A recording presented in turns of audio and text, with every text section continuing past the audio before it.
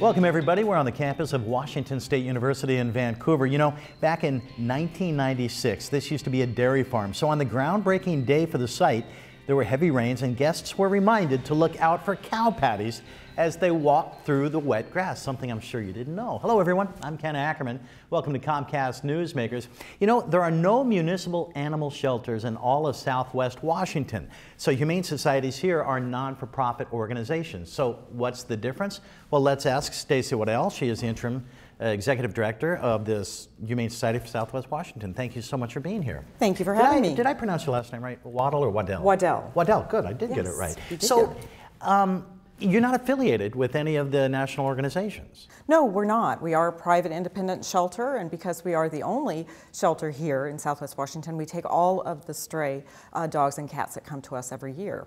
So what is the difference? What can you do with the animals here, or what can't you do that a municipal shelter could?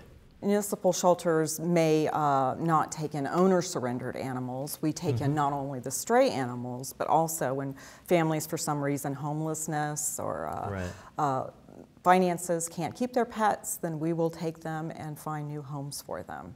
And we do provide services to help families keep the pets in their home. That's very interesting. Tell me more about that. Well, we provide low-income spay and neuter surgeries for families, and we provide things such as vaccinations, behavioral training, free food for low-income families. Once a month, they can come into the shelter and get food for their pet, and that's a very important resource for many families here.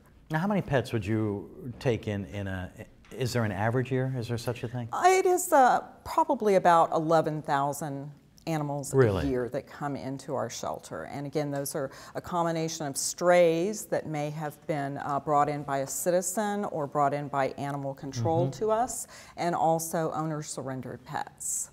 And how many would you adopt out of 11,000? We adopt out probably 5,500 to 6,000 of those. So half. And we send many to rescue organizations if we can. Unfortunately, in the summer months, there is an overpopulation of cats and kittens, and we try to find foster families who will help them because they are so young that they're very susceptible to illness in a shelter setting. So we do spend quite a bit on medical care and trying to get the animals healthy. But once we decide that they are healthy and can be adopted, we are committed to finding a home for that pet. And they will stay with us as long as it takes to find them a home. And a big question everyone asks, you don't euthanize healthy pets. That's just policy. That's policy. We don't have any sort of time schedule for animals. We assess each of them individually and think of any way that we could possibly get them into a permanent situation, but if not, into maybe a temporary foster home while they're healing from an injury.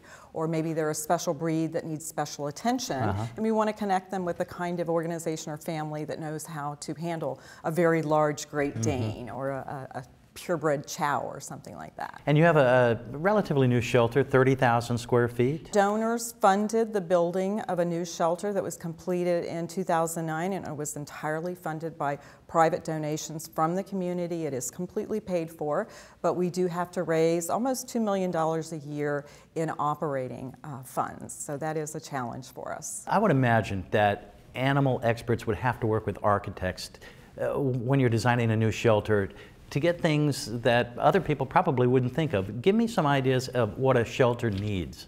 That's a good question. The air circulation and temperature control is very, very important in a shelter because disease control is so critical. So designing multiple kennels and distinct air circulation and temperature control in each one of them is one of the most expensive parts. And then also the coverings, the floor coverings and the wall coverings, animals with their toenails and things, and the systems to be able to clean out the kennels and cages every day. Stacey Waddell, thank you very much. Interim Executive Director, Humane Society for Southwest Washington. They get 80 cats a day during their peak times, and we want to help get those adopted out. For Comcast Newsmakers, I'm Ken Ackerman. Make it a great day.